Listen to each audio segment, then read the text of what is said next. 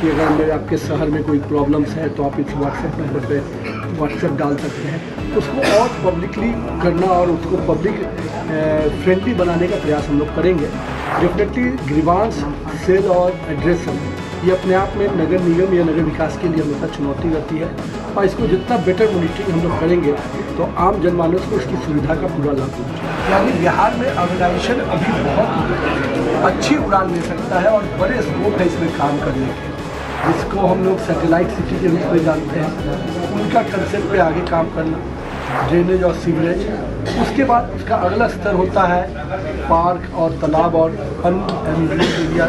तो ये सब का एक ग्रोथ केवल पटना ही नहीं, बिहार के अन्य शहरों को भी मिले, इस दृष्टि से हम लोग काम करेंगे। नमस्कार, आप लाइव सिटीज देख रहे हैं। मैं हूं आपके साथ काव्या। 20 नवंबर को पटना के ऐतिहासिक गांधी मैदान में शपथ ग्रहण समारोह का आयोजन किया गया था, जहां मुख्यमंत्री नीतीश कुमार के साथ 26 मंत्रियों ने भी शपथ लिया था। उसके बाद से अब मंत्री जो है वो अपना पदभार ग्रहण कर रहे हैं, कैबिनेट का विस्तार हो चुका है।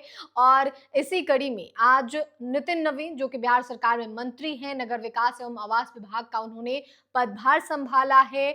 इन्हें दो जो है वो विभाग मिला है, एक तो पथ निर्माण और दूसरा नगर विकास एवं आवास विभाग। तस्वीर आप अपने स्क्रीन पे देख पा रहे होंगे। नितिन नवीन जो है वो पहुंचे हुए थे। दरअसल आपको बता दें तो इस मौके पर नितिन नवीन ने बड़ा ऐलान किया। उन्होंने कहा है कि 2025 जो कि हमारी सरकार बनी है, मुख्यमंत्री नीतीश कुमार के विजन पे काम करने वाला साल है और आने वाले दिनों में काम किया जाएगा। नगर विकास एवं आवास विभाग में क्या कुछ काम किया जाएगा, खुद नितिन नवीन बता रहे हैं, आप सुनिए। 2025 जो संकल्प है माननीय प्रधानमंत्री जी का, उस विजन को आगे बढ़ाना हमारी सरकार की सबसे पहली प्राथमिकता है। और मेरा ये मानना है कि अर्बन डेवलपमेंट डिपार्टमेंट में 2025 से 30 में एक मेजर काम करने का स्कोप है।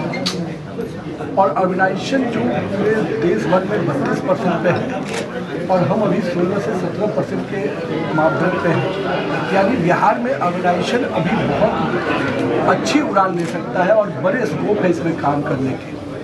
और मेरा ये मानना है कि राज्य सरकार की प्राथमिकता में भी 25 से 30 के बीच में अर्बनाइजेशन और इंडस्ट्रियलाइजेशन है।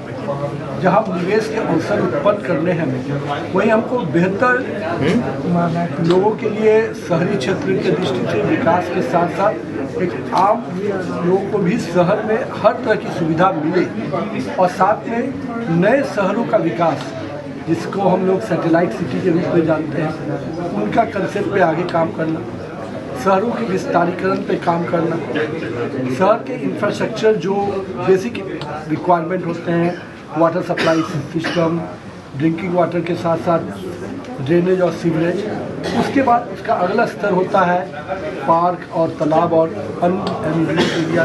तो ये सब का एक ग्रोथ केवल पटना ही नहीं, बिहार के अन्य शहरों को भी मिले, इस दृष्टि से हम लोग काम करेंगे। और डिपार्टमेंट की अपनी प्राथमिकता अगले 15 दिन के अंदर हम लोग जब इसका पूरा रोड मैप बनाकर डिपार्टमेंट के लोगों के साथ समन्वय करके करेंगे, तब आपको डिटेल इसकी पूरी जानकारी देंगे।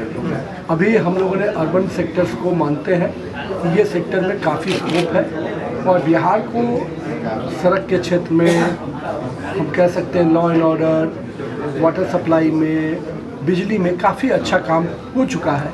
अर्बनाइजेशन के लिए हमारे लिए जो चैलेंजेज हैं, उन चैलेंजेज के साथ हम राष्ट्रीय मानक पर कैसे पहुंच पाए, उसके दृष्टि से डिपार्टमेंट क्या नया शहर भी विकसित किया जाएगा बिहार में? ऑब्वियसली जो सैटेलाइट सिटी का शब्द मैंने प्रयोग किया है, ये डिपार्टमेंट का उसी कंसेप्ट का है कि हम 9 कमिश्नरी टाउन में ऑलरेडी इस स्कोप पे काम आगे बढ़ा है।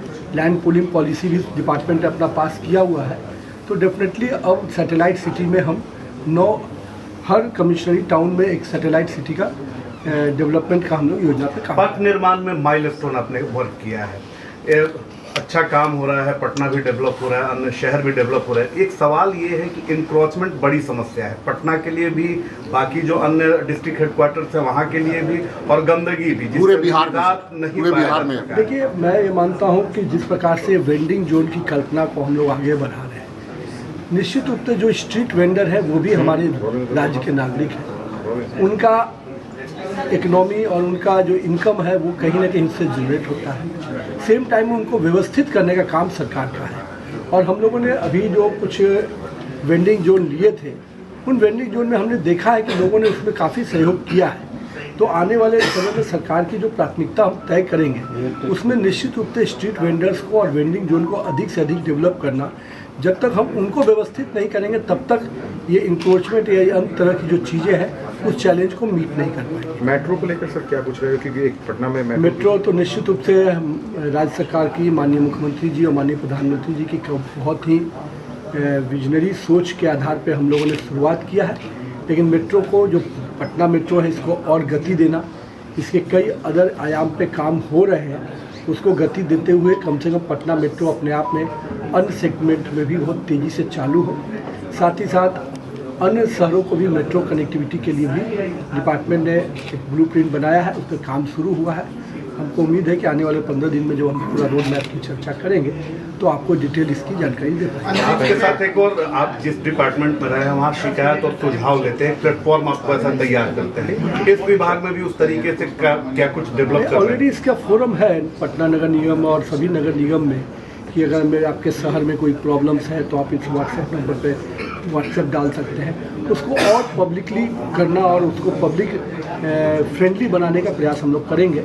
डेफिनेटली ग्रीवांस सेल और एड्रेसल ये अपने आप में नगर निगम या नगर विकास के लिए हमेशा चुनौती रहती है, और इसको जितना बेटर मॉनिटरिंग हम लोग करेंगे तो आम जनमानस को इसकी सुविधा का पूरा लाभ पहुँचा पाएंगे। ठीक है। मैं अनुज शर्मा हूँ, नगर विकास विभाग देखता हूँ प्रभात खबर से। नगर विकास विभाग जो अपनी घोषणाएं करता है जिस जोश के साथ उसके साथ, लेकिन स्थिति धीमे धीमे बेस तक फॉगिंग की समस्या पहले थी, कई बार आदेश जारी हुए, लेकिन बाहर की हमने जानते पटना शहर में फॉगिंग नहीं हो रही, शिकायतों को प्रॉपर ये जो बेसिक चीज़ें ये क्या नगर क्यों भूल गया? पहले ब्लीचिंग फॉगिंग की जो बेस नगर विकास का मूल काम था लोगों को बीमारी से बचाना। देखिए ये रेगुलर प्रोसेस है, ऑब्वियस बात है, हो सकता है जो आपने कहा समय समय पर कभी उसकी मॉनिटरिंग में होता होगा, लेकिन मेरा मानना है कि ये रेगुलर प्रोसेस है। फॉगिंग भी हम लोग का डिपार्टमेंट लगातार चलाता रहा है। जो एक समय आता है कुछ समय में जो काफ़ी तेज़ी से ये मच्छर का प्रकोप इन चीज़ों को होता है,